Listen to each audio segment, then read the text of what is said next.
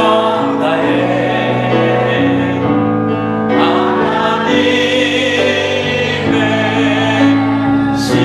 신실한 친구 되기 원합니다. 하나님 아버지, 성인 남녀 구분 없이 이런 질문을 해봤습니다. 여러분들이 인생을 다시 한번 사신다면 어떻게 사시겠습니까? 라는 질문을 했습니다. 그 질문에 이 말, 저 말 여러 가지 말씀들을 많이 했지만 대부분의 사람들이 환경을 많이 탓하고 그리고 자기가 처한 그 모든 것들이 만족스럽지 못하다는 것을 알았습니다. 내가 좀 더 돈을 많이 가진 배우자를 만났더라면 내가 오늘 이렇게 고생하진 않았을 텐데, 내가 배우자의 성격을 참 좋은 성격을 만났더라면 나는 지금 살 때 좀 더 다투지 않고 살아갈 수 있을 텐데, 내가 좀 더 성격이라든가 아니면 그 사람의 어떤 가문이라든가 아니면 그 사람의 어떤 가지고 있는 재산의 능력이라든가 이런 것을 보고 살았으면 내가 지금 사는 삶보다도 훨씬 나은 삶을 살 수 있었을 텐데 라는 그 이야기를 합니다. 직장도 마찬가지입니다. 내가 지금 이 직장이 아니라 내가 다른 직장에 가서 그때 당시에 내가 다른 직장으로 옮겼으면 지금은 내가 그 직장에서 출세했을 텐데, 내가 많이 성공했을 텐데 라는 그 이야기도 하고, 내가 지금 가지고 있는 이 사업체를 진작에 바꿨더라면, 내가 다른 것으로만 이 사업에 눈을 돌렸더라면 지금은 훨씬 나아서 성공했을 텐데 라는 이야기를 많이 했다고 합니다. 이야기를 종합해 보면 어떤 말이냐면, 대다수가 지금 살아오는 현실이 다 환경을 탓하고 그리고 불만족스럽게 살아가고 있는 현실이 오늘날의 현대인들이 살아가고 있는 이 시대라고 생각하면 과연 쉽습니다. 그러니까 오늘 우리가 살아가는 이 한순간순간들이, 우리의 환경들이 너무나 열악한 환경 속이 있는 가운데도 있고, 어떤 분들은 그 환경에 적응하지 못해서 힘들어하시는 분들도 많이 있다는 결론입니다. 이게 오늘 현대인들이 가지고 있는 생각들입니다. 그러니까 오늘날에 가지고 있는 현대인들의 생각들은 대부분이, 대다수가 다 그렇지는 않습니다. 근데 대부분이 다 환경 탓을 한다는 그런 결론을 맺고 있습니다. 그러면 오늘 우리가 한번 생각해 볼 때, 오늘 우리 환경이 지금 이렇게 되었기 때문에 결론적으로는 어떤 결과가 나오냐면, 환경을 우리가 불평하다 보니까 나의 그 결론은 어디에 와 있냐면 만족스럽지가 못하고 내가 오늘 지금 하루하루 살아가는 것이 오늘도 힘들게 살아간다는 결론을 우리가 가질 수밖에 없습니다. 그렇다고 한다면 우리가 환경 탓을 하고 계속 살아갈 거냐 이거죠. 자, 우리가 환경은 오늘 겪었던 환경이 내일 가서 바뀌지는 않을 겁니다. 그 환경이 그대로 이어질 수는 있습니다. 자, 모레 가도 그 환경은 바뀌지 않을 겁니다. 그러면 환경은 바뀌지 않는다고 한다면 나는 매일같이 살아갈 때 매일같이 환경을 불만해야 되고, 내가 환경 탓해야 되고, 내가 가지고 지금 살아가는 이 삶의 현실을 계속 불만스럽게 살아가야 될 수밖에 없다는 결론이 나오길 수밖에 없습니다. 그러면 오늘도 우리가 환경 탓하고 오늘도 힘들게 살았고 내일도 환경 탓을 하면서 또 힘들게 살아야 되는 이런 문제가 우리가 갖고 있습니다. 그러면 우리가 이렇게 환경적으로 어렵다고 해서 우리가 계속 불만적으로 우리가 살아간다고 한다면 삶이, 누구 삶이 피곤할까? 나의 삶이 굉장히 피곤해지기 쉬운 거죠. 자, 내 삶만 피곤해지는 게 아니라 이거를 전이받은 주변의 많은 사람들은 다 함께 힘들어할 수밖에 없다는 거예요. 나 한 사람이 환경 때문에 불만을 내놓는 그 순간에 모든 주변에 있는 사람들까지 다 힘들어야 되는 그런 결론이 우리가 갖게 됩니다. 자, 그렇다고 한다면 이 환경이 누구 때문인가 이거죠. 나 때문인가? 아니면 그 환경 때문인가?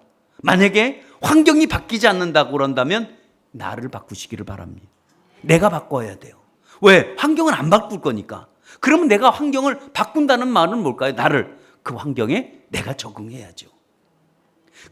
그런 똑같은 상태라고 한다면 이제는 내일은 새로운 각오로 가야 되겠죠. 이게 생각의 시프트입니다. 이게 생각의 전환입니다. 여러분 생각을 바꾸시기를 바랍니다. 어떻게 생각을 바꿔요? 이제는 나를 바꾸려고 하세요. 환경은 바뀌지 않을 거니까 나를 바꾸시면 여러분 아주 여러분들이 쉽습니다. 그러면 오늘 우리 왜 내 생각을 바꿔야 되느냐? 그 생각을 바꾸는 그 이유는 생각을 바꾸는 순간에 내가 내 삶이 유익해질 수 있다는 거예요. 자, 행복과 불행의 차이점은 뭘까요? 행복과 불행의 차이는 우리는 엄청난 차이가 많이 있다고 하는데 행복과 불행의 차이는 생각의 차이라고 합니다. 로버트 스미스라는 이 사람이 심리학자인데 이런 말을 했습니다. 행복과 불행의 차이는 생각의 차이입니다라는 것을 이론을 발표했는데 그 말을 들으니까 다소곳 정말 이해가 돼요. 그 말에 저는 긍정합니다. 그 말이 맞는 것 같아요. 정말 행복과 불행은 누구의 차이냐? 나의 차이가 있다는 거예요. 예를 들면 자, 우리가 장수하면 여러분 행복이죠. 그죠? 그러면 일찍 죽으면 불행이네. 예, 결론이 그렇게 나와야죠. 자, 돈이 많으면 행복한 겁니다. 그렇죠? 근데 돈이 없으면 불행한 겁니다. 이런 결론을 또 갖게 됩니다. 자, 우리가 옷을 잘 입으면 행복한 겁니다. 그러면 옷을 그냥 입으면 불행한 거네? 라는 결론을 또 맺어봅니다. 자, 그러면 우리가 잘 먹으면 행복이고 그러면 그냥 대충 먹으면 불행한 건가? 라는 우리가 의문점을 한번 시간 던져보세요. 우리가 갖고 있는 기준이 뭔가? 우리가 갖고 있는 기준은 잘 먹어야 되고 좋은 집에 있어야 되고 돈이 많아야 되고 내가 건강해야 되고 이러면 이게 다 행복으로 우리가 생각을 합니다. 그러나 반대로 그게 반대였다면 그러면 우리는 다 이거를 불행이라고 정의를 할 거냐 이거죠. 정의를 하고 싶은데 가만히 생각해 보니까 아니 전 목사님 지금 얘기하는데 그건 또 아닌 것 같은데 이런 생각이 안 드십니까?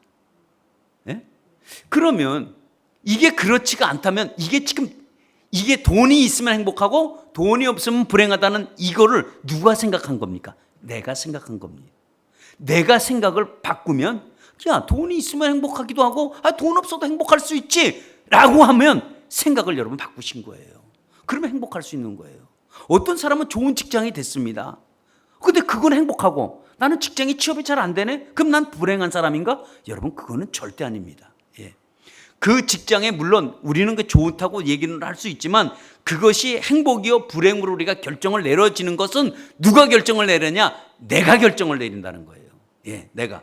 그러니까 내가 절대로 이런 모습 잘 먹고 우리가 사업이 잘 되고 건강하고 부자고 다 이런 것들은 누구의 기준이냐? 다 나의 기준입니다. 근데 성경은 한 번도 그걸 가지고 행복의 기준이다, 이것이 불행의 기준이라 성경은 언급하지 않았습니다. 우리가 생각하고 있는 이 행복의 기준이 성경에서는 그것을 행복의 기준이라고 말을 한 적이 한 번도 여러분 없습니다. 그러면 성경의 행복은 그거를 얘기하지 않습니다. 그거를 표현하지도 않습니다. 그러면 우리가 생각을 여러분 조금 바꾸시고 여러분들이 생각을 조금 전환해서 여러분 좀 더 성경적인 사고를 여러분 생각한다고 한다면 여러분 달라지게 될 것입니다. 그러면 왜 우리가 생각을 바꿔야 되는 거냐?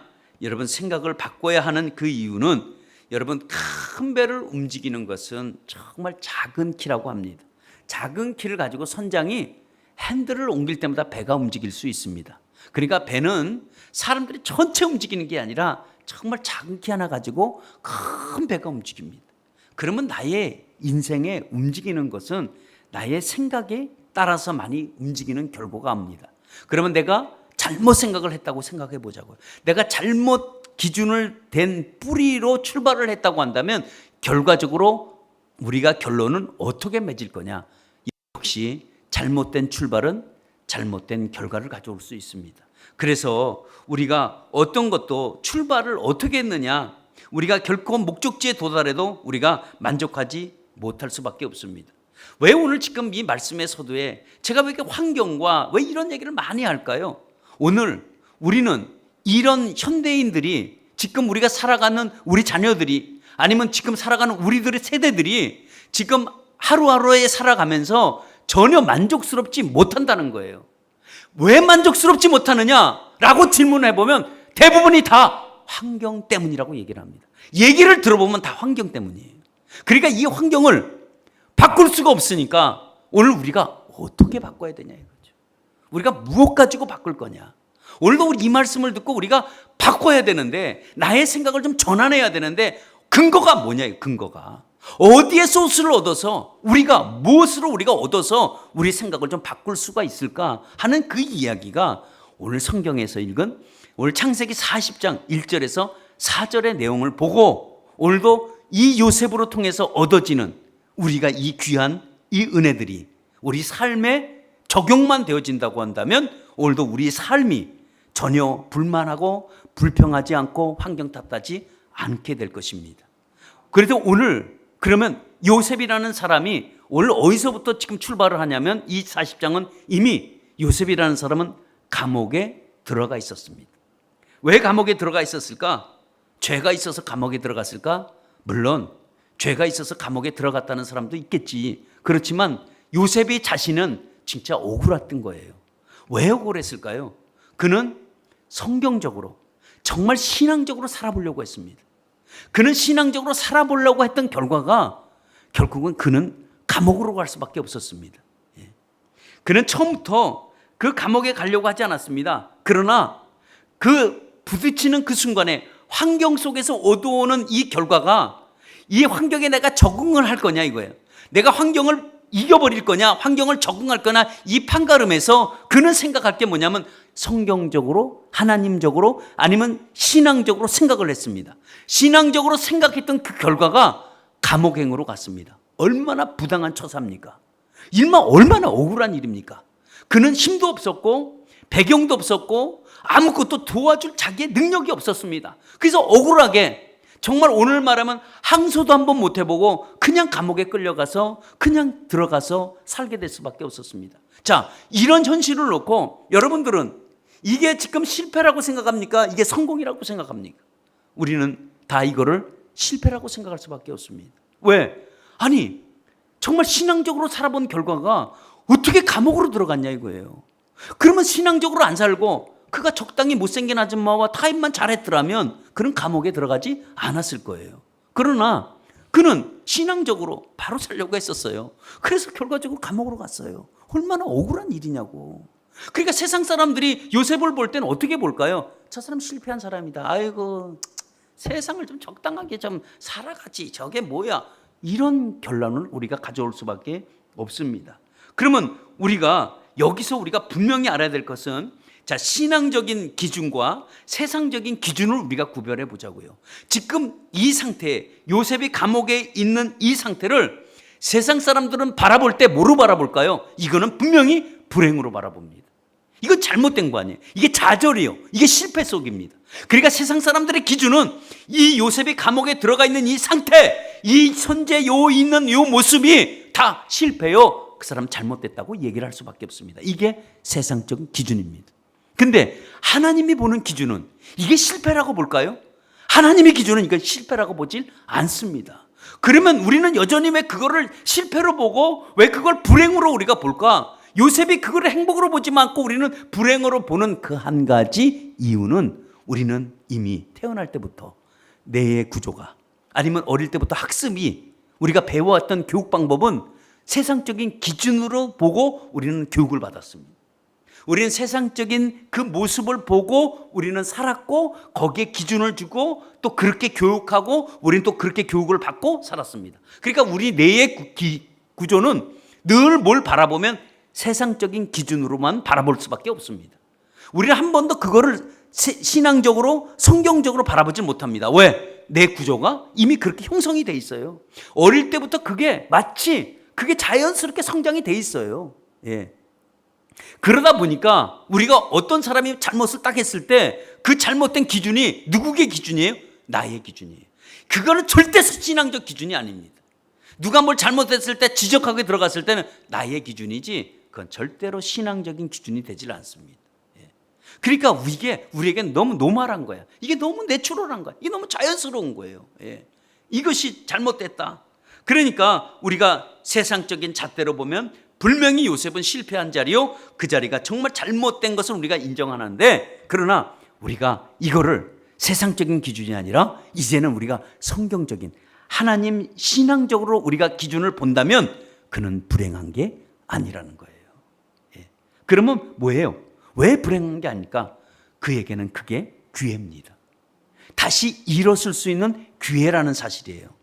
세상적인 기준은 절대로 이게 기회가 아닙니다. 왜? 감옥에 들어갔는데 어떻게 그게 기회입니까? 그가 기회를 얻으려면 돈이 있든지 아니면 권력이 있든지 그걸 두 가지 중에 하나를 갖고 있어야 그는 감옥에서 나올 수가 있었습니다. 그러나 그는 환경적으로 요셉은 지금 도저히 일어날 기회가, 그가 다시 한번 일어나서 밖에 나올 수 있는 기회는 단 1%도 없었습니다. 단 1%도 없었지만 그러나 하나님이 기회를 만들어 주시는 거예요. 예. 하나님은 지금 요셉이 가장 어려움을 겪고 있는 그 상태를 하나님은 그걸 불행으로 보질 않는다는 거죠. 우리는 그걸 불행으로 봅니다. 근데 하나님은 그걸 불행으로 보지 않고 뭘 보냐면 그에게 다시 한번 기회라는 것을 허락해 주시고 만들어 가시는 거예요. 그러니까 다시 말하면 환경이 열리지 않았습니다. 요셉은 지금 감옥에 있지만 상황이 바뀌지 않을 겁니다. 계속 요셉은 감옥에 있을 겁니다. 그리고 하루 이틀이 아니라 계속 감옥에 있을 겁니다. 상황은 절대로 안 바뀌는데 하나님이 그에게 기회를 주니까 어느 순간에 그가 총리가 되는 그 감투를 가지고 나올 수 있는 절대적인 기회가 그 감옥에서 일어났었다는 거예요. 예.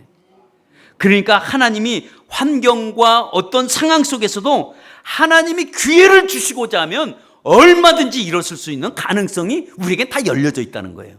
요셉에겐 가능성이 세상적 기준은 1%도 없지만 하나님으로 보니까 100%가 열려 있는 거예요. 예.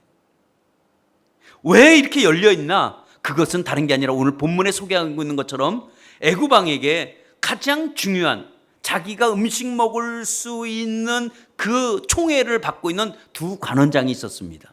오늘 이 음식을 맡은 두 관원장은 굉장히 높은, 여러분 하이 클래스에 위치해 있는 장차관 정도의 수준의 고위 관리직입니다. 근데 이 고위 관리직이 성경에 표현하기는 뭐라고 표현하면 바로 왕 앞에, 다시 말하면 이집트 왕 앞에 범죄를 했다고 합니다. 무슨 죄를 졌다고 해요. 근데 그 죄를 진 게 지금 이 이집트 왕의 분노를 살 만큼 샀습니다. 여기에 분노했다고 나옵니다. 그러면 이 분노했다고 이 나오는 이 모습이 나오는데 이 책임을 맡은 이들에게 이 노여움을 사서 감옥을 보냅니다. 두 사람을 감옥을 보내는데 왜 하필이면 요셉의 감옥에 들어오냐고. 그렇잖아요. 감옥이 한 개인가? 아니겠죠. 감옥은 많겠죠.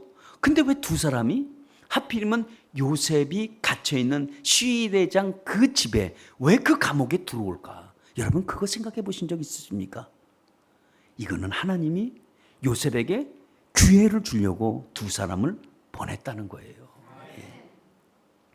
그러면 많은 감옥 중에서 요셉의 감옥으로 들어온다는 것은 하나님의 인도하심이 있었고 하나님의 손길이 없으면 절대 거기에 들어올 수가 없었습니다. 그러니까 하나님은 지금 두 관원장을 감옥으로 보내놓고 뭘 만들고 계시는 거죠? 기회를 만들고 계시는 중이었습니다. 예. 얼마든지 다른 곳으로 갈 수 있었습니다. 애굽 왕은 두 사람이 오늘 성경의 표현들은 진노하고 범죄를 했다고 한다면 우리가 생각했던 지금 대통령으로 우리가 이해를 해서는 이게 안 맞습니다. 그때는 애굽 왕은, 이집트 왕은 하늘에 날아가는 새도 떨어뜨릴 수 있는 권력을 가졌습니다. 지금이야 우리가 이게 대통령이 그러면 안 된다고 하지만 그때는 그런 말을 할 수가 있지 않습니다. 바로 왕 앞에 진노만 사면 그 자리에서 법의 집행을 받아 사형하는 게 아니라 그냥 이슬에, 형장의 이슬로 사라질 수밖에 없는 그런 권력을, 마땅한 권력을 갖고 있었고, 그리고 진노를 했을 때 두 사람이 당연히 사형을 당하고 죽어야 됩니다. 당연히 진노를 샀으니까. 근데 죽이지 않습니다. 왜 죽이지 않았을까요? 이게 하나님이 기회를 만들고 있는 거예요. 두 사람을 살려줄 수 있도록 하나님이 바로의 마음을 살려주게 만드는 거예요. 그러니까 바로의 마음이 이해가 되는 거야. 저 사람이 범죄했는데 죽이지 않아. 그래서 감옥을 보내는데 왜 해필이면 요셉의 감옥으로 그들을 보내느냐 이거죠. 주변 사람들도 다 아마 말렸을 거예요. 저들은 사형을 시키라고 얘기를 했을 거예요. 근데 하나님은 주변에 있는 모든 사람들 마음까지 다 움직여서 감옥으로 두 사람을 보내는 이런 역사는 누가 하셨냐? 하나님이 요셉에게 기회를 주시려고 마음을 움직였다는 겁니다. 그러니까 그거를 보고 사람들은 야 어쩌다가 우연히 요셉의 감옥에 갔겠지라고 생각하는데 하나님은 우연이 없습니다. 하나님은 어쩌다가도 없습니다. 하나님이 치밀한 계획 속에서 지금 야곱에게 요셉에게 지금 기회를 만들고 가고 있는 중인 것을 우리가 알 수가 있습니다. 왜? 하나님은 오직 선하신 계획 속에서 지금 일들을 하나하나 진행시키고 있습니다. 우리가 볼 때는 분명히 감옥이옵니다. 여기 감옥은 정말 다 들어간 사람들이 다 어떻게 보면 정말 범죄를 해서 다 들어간 사람들이에요. 근데 하나님은 이 모든 것 하나하나를 기회를 만드시고 역사해 나가는 거예요. 그러니까 감옥에 들어간 관원장은 요셉과는 대화를 나눌 수 있는 사이가 아닙니다. 왜냐하면 이미 두 사람은 이집트 왕궁의 고위 관리직으로 있는 사람이 감옥에 들어왔고, 지금 요셉이라는 사람은 한낱 히브리 사람이요, 종으로 온 사람이요, 이 사람은 이 감옥에 들어온 사람하고 서로 대화를 나눌 수 있는 차원이 다른 사람입니다. 왜냐하면 고위 관리직에 있는 사람과 종살이하던 사람과는 친구처럼 이야기할 수 있는 사이는 절대로 되어지지가 않습니다. 예. 그리고 요셉이 그 제명이 얼마나 치사한 제명입니까? 그죠? 성폭행 미수 혐의야. 이것도. 예. 그거 누구? 친위대장 와이프를 건들려다가 실패해갖고 감옥에 들어온 사람이야. 그러니까 고위 관리직이 봤을 때 얼마나 그 참 치사한 인간이야. 말을 섞은다는 건 말이 안 됩니다. 이게 있을 수 없는 얘기입니다. 그런데 하나님이 어떻게 역사하세요? 친위대장이 직접 내려와서 요셉을 부릅니다. 요셉아, 저 두 관원장을 섬겨줘라. 그리고 두 관원장에게 내 요셉인데 이거 잘 섬기면 잘 받으세요. 이래서 둘이 합의됩니다. 그래서 두 관원장과 요셉은 친한 사이가 되어버리고 맙니다. 허물없이 이야기할 수 있는 사이가 되어버리고 말았습니다. 이게 누가 만들 건가요? 이게 누가 역사하는 걸까요? 이게 누가 배후에서 지금 움직이고 계시는 걸까요? 이게 하나님이 배후에서 움직여주는 거예요. 자, 상황이 바뀌었을까요? 상황은 그대로예요. 환경이 바뀌어졌나요? 환경도 그대로 감옥이에요. 근데 지금 누가 움직이고 계시는 거예요? 하나님이 기회를 주려고 지금 움직이고 계신다는 것을 우리는 이걸 보면서 여러분 아셔야 합니다. 예? 그래서 수종들게 만들어요. 그래서 하나님의 놀라운 개입입니다. 이게 하나님이 그에게 기회를 지금 만들고 계시는 거예요. 환경이 안 바뀐다고 할지라도 하나님이 우리에게도 십자가라는 것을 우리에게 기회를 주셨습니다. 우리에게 무슨 기회를 주셨어요? 우리에게 구원의 기회를 주셨어요. 그래서 그를 믿는 자마다 목마르지 않고 그들에게 영생을 얻게 해주겠다는 이 기회입니다. 근데 이 십자가는 이 분명히 우리에게 기회고, 이게 우리에게는 당연히 이 기회를 잡아야 되는 거예요. 근데 세상적인 기준으로 보자고요. 이게 십자가가 우리에게 구원인데 세상의 기준은 뭘까요? 말이 안 되는 거예요. 말이 안 돼. 근데 하나님은 말이 안 되는 걸 말이 되게 만드신 분도 하나님이에요. 세상의 기준은 안 된다고 해요. 왜? 세상의 기준으로 봐도 그게 십자가가 무슨 예수 그리스도가 무슨 구원이야. 이게 말이 안 되는 걸 말이 되게 하는 게 여러분 하나님이십니다. 그래서 십자가는 우리에게 여러분 기회라는 겁니다. 우리에게는 뜻대로 기회라는 게 우리에게 찾아옵니다. 어느 누구든지 우리 뭐 어떤 연세 드신 분들 얘기해, 야, 인생을 살면 사람이 3번 기회를 와, 뭐 이렇게 얘기도 하지만 이 사람들이 사는 기회가 아니라 하나님이 주시는 기회는 분명히 우리에게 있습니다. 그러면 우리에게 이런 기회가 주어질 때 우리는 어떻게 되냐? 그거를 잡으셔야죠. 그죠? 기회를 놓치는 자가 아니라 기회를 잡는 자가 되셔야죠. 그러면 기회를 우리가 어떻게 잡을 수 있냐 이거예요. 기회를 잡는 방법이 뭘까? 예? 우리는 환경 탓하고 맨날 불만하고 이런 게 아니라 우리는 하나님이 주시는 기회를 탁 잡는 방법은 다른 방법이 아니라 하나님의 기회는 섬기는 중에 여러분 나타납니다. 감옥 안에는 모든 사람들은 다 불행하다고 느낍니다. 그 감옥에 들어가서 아이고 나 행복하네, 나 오늘 감옥 들어 너무 좋아요, 이런 사람 어느 한 사람도 없을 거예요. 그런 사람 있을까요?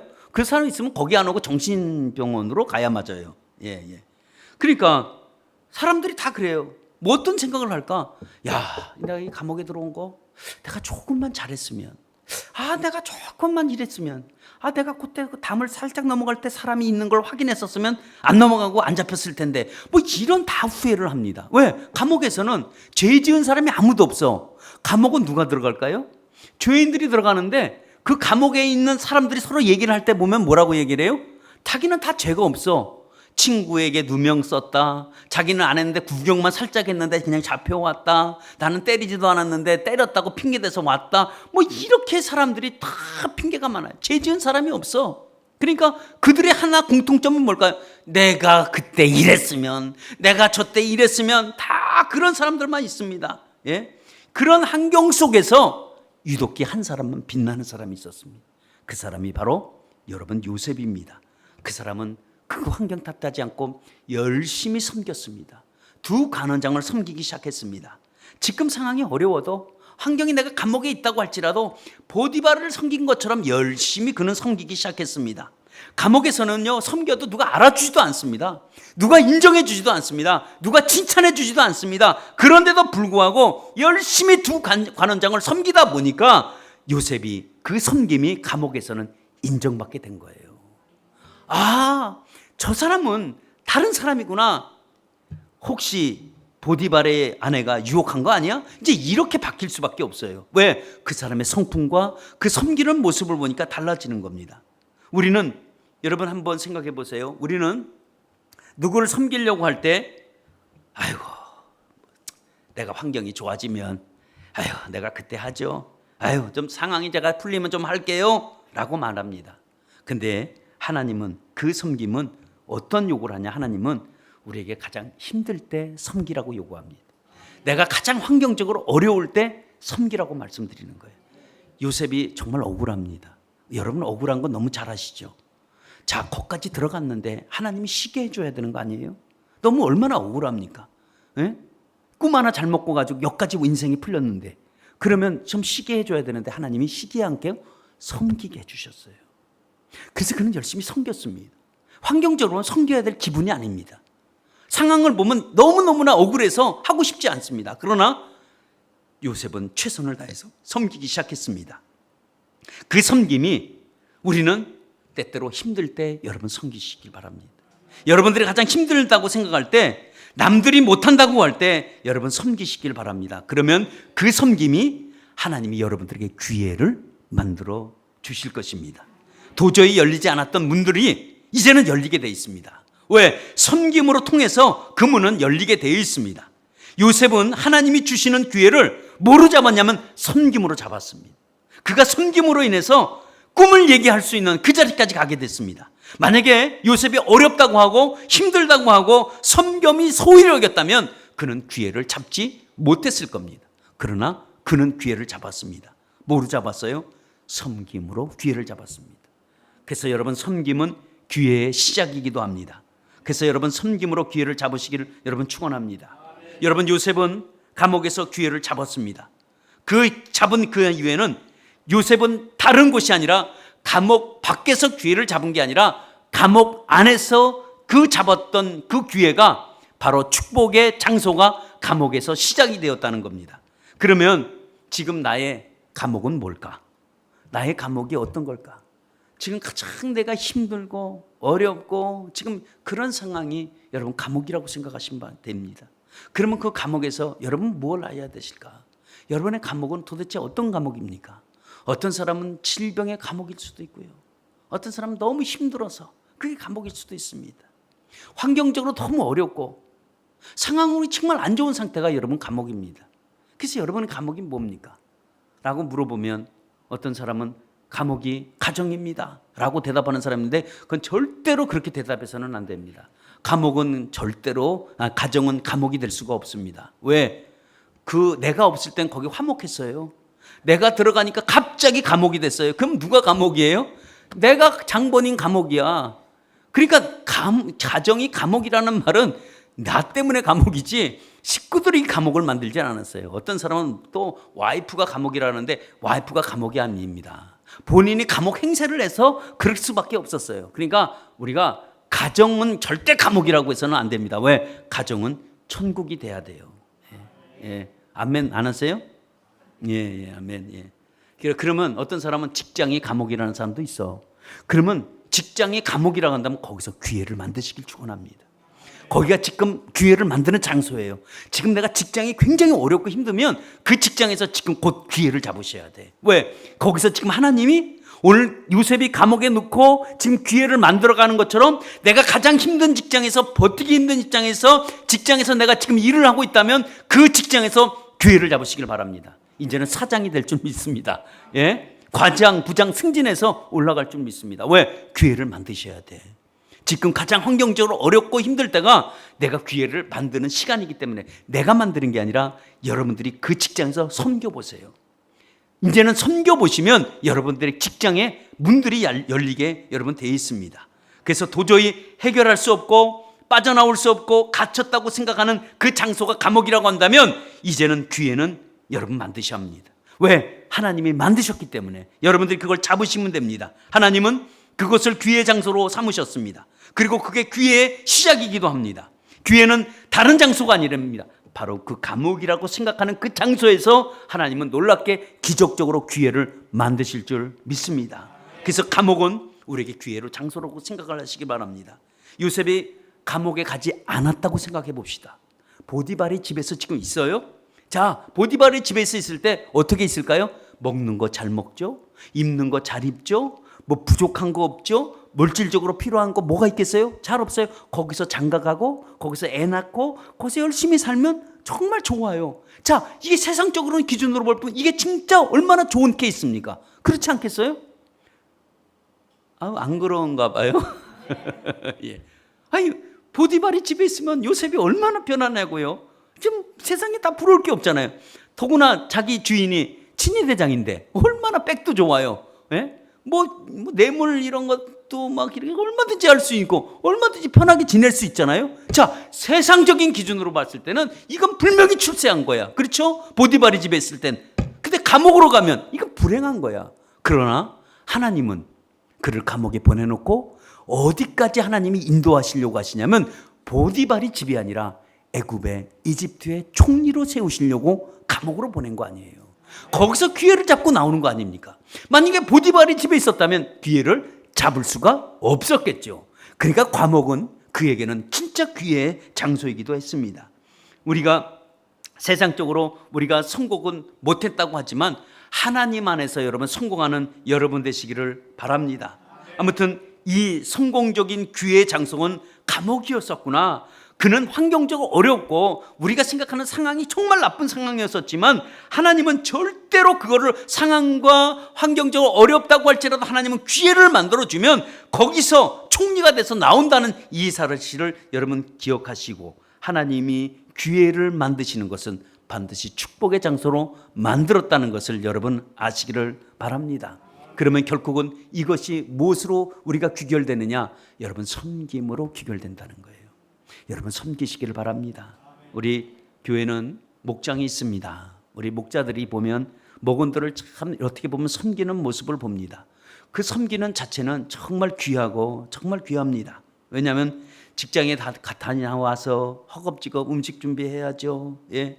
물론 사 먹어도 좋겠지만 그러나 직접 음식을 만들겠다고 하고 음식을 만드는 모습 보고 날씨도 더운데도 불구하고 최선을 다해서 목원들을 섬기는 모습들을 저 개인적으로 바라볼 때는 정말 그 모습이 나는 이 세상에서 가장 아름다운 모습이 목자들이 목원을 섬기는 모습이기도 합니다. 예. 여러분들도 이 세상의 아름다운 모습들을 많이 보셨겠지만 제게는 저도 이렇게 외국에 다녀보고 이래봐서 아름다운 것도 많이 봤지만 정말 아름다운 모습은 목자들이 목원을 섬기는 그 모습이 제게는 정말 아름다운 모습이기도 여러분 합니다. 이 세상에서 가장 아름다운 모습이 뭡니까? 라고 물어보면 저는 목자들이 목원들을 섬기는 모습이 가장 아름다운 모습입니다 라고 저는 말할 수 있습니다. 여러분 이런 목자들이 목원들을 섬길 때 여러분 그 목자를 보면서 여러분 목원들도 목자를 좀 섬겨보는 여러분들 되시기를 바랍니다. 예. 제게 큰 또 감동들은 목자가 조금 늦는다고 했을 때 목원들이 음식을 만들어 놓는 거예요. 대신 그러면서 목자를 반갑게 맞아주는 그 모습을 보면 이게 정말 성경에서 말하는 아름다운 정말 교제의 모습이기도 합니다. 우리가 목장에서 뭐 나눔이 그 중요하기도 하지만 섬기는 모습이 더 중요합니다. 그래서 우리 서로 사이가 섬길 수 있는 사이가 되시기를 바랍니다. 여러분 섬길 때 하나님의 기회가 주어진다는 것도 여러분 아시길 바랍니다. 그러나 섬김이 없다면 여러분 기회도 없습니다. 항상 섬기는 자에게 하나님은 항상 기회를 만드십니다. 왜냐하면 하나님이 섬김을 통해서 하나님이 기회를 만들어가고 계십니다. 왜냐하면 대부분 대접을 받기를 원하지만 사실 대접받는 사람보다는 대접하는 사람이 여러분 더 기쁘다는 것도 여러분 아시기를 바랍니다. 하나님이 요셉이 굳이 섬길 필요가 없었다고 한다면 감옥에 가서 그를 굳이 친위대장을 시켜서 야 이들을 섬겨라 라고 말을 하실 필요가 없었을 겁니다. 근데 하나님은 그 섬김을 통해서 하나님의 역사를 만들어가고 있었다는 것을 여러분 오늘 보시길 바랍니다. 그래서 내가 헌신과 섬김은 주변에 온도를 올라가게 합니다. 온도가 올라가면 수은주도 올라갑니다. 온도가 떨어지면 수은주도 내려갑니다. 여러분의 한 사람의 그 섬김이 주변 사람들을 온도를 올려놓는 거예요. 근데 내가 섬김을 힘들다, 환경적으로 어렵다 내려놓는 순간 주변의 수은주도 함께 여러분 내려간다는 것도 여러분 아시길 바랍니다. 그래서 섬김은 온도계와 같아요. 섬김은 뭐와 같다고요? 온도계와 같습니다. 예. 왜? 온도를 올라가는 거 내려가는 것은 이제는 나은 사람입니다. 이제는 환경이 바뀌도록 여러분 기도하지 마세요. 하나님 지금 환경이 너무 어려워요 하고 이렇게 기도하지 마시고 뭘 기도하시냐면 하나님 나를 바꿔주세요. 내 생각을 바꿔주세요.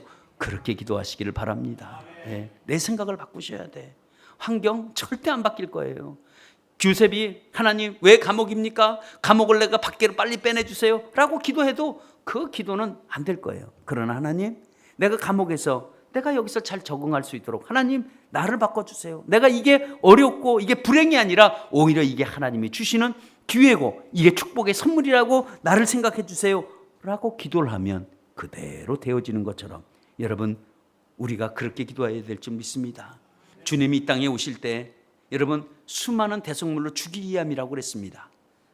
여러분 우리가 알지만 그 함께 섬겨보는 그 사이 속에서 항상 그리스도의 사랑이 여러분 싹 든다는 것을 여러분 아시길 바랍니다. 여러분 한번 주님을 위해서 섬겨보신 적이 있으십니까? 힘들어서 혹시 그만두신 사람은 있습니까? 여러분 다시 찾아서 회복하시기를 바랍니다. 그 섬김이 여러분의 새로운 기회를 또 만들어 가실 겁니다. 주님은 인간의 몸을 입고도 종의 모습으로 오셨지만 이제는 받으려고 하는 게 아니라 우리에게 해주려는 차원으로 오셨다는 것도 기억하셔서 오늘도 여러분들이 이제는 어떻게 살아야 되느냐? 여러분 섬김이 나에게는 기회다라고 생각하고 여러분 섬겨가는 여러분 되시기를 바랍니다. 여러분 결론 맺겠습니다. 여러분 기회는 아무것도 이루어지지 않는 그 장소를 하나님이 찾기 시작합니다. 그래서 그 기회는 우연하게 찾아오지도 않습니다. 갑자기 찾아오지도 않습니다. 평소의 삶 가운데 하나님이 기회를 만들고 가는 것을 알 수가 있습니다. 근데 그 기회가 찾아왔을 때 여러분 남을 섬기는 가운데 그 기회가 여러분 찾아오게 되어 있습니다. 하나님은 우리에게 기회를 만들어 주십니다. 언제? 섬기는 순간에 여러분 찾아오게 되어 있습니다. 그래서 여러분들이 이런 해결의 기회가 찾아올 때 여러분들은 절대로 하나님의 기회를 놓치지 마시고 여러분 환경적으로 안 된다, 상황적으로 나쁘다 이런 말씀 하지 말고 불평하지 말고 오늘날에 살아가는 수많은 현대인들이 오늘 환경이 너무 어렵고 그럴 수밖에 없다고 그렇게 얘기를 하고 살아갑니다. 근데 우리는 이 현실에서 탈피해야 됩니다. 왜? 우리는 신앙적인 생각을 가져야 되고 신앙적인 사고를 갖고 있기 때문에 그렇습니다. 그런다면 나는 신앙적인 사고와 신앙적인 생각을 갖고 있다면 나는 내 자세가 신앙적인 자세로 갖고 가야 됩니다. 신앙적인 자세의 기본은 뭘까요? 섬김에서 시작된 것도 아시고 오늘도 이 섬김을 위해서 여러분 이 섬김은 아무나 하는 것도 아닙니다. 하나님이 감동을 주셔야 합니다. 이 감동을 내게 달라고 하시면서 여러분 이 주님의 일에 섬기는 여러분들 되셔서 하나님이 주시고자 하는 마음껏 그 기회를 받아 누리는 여러분들 되시기를 예수의 이름으로 축원합니다.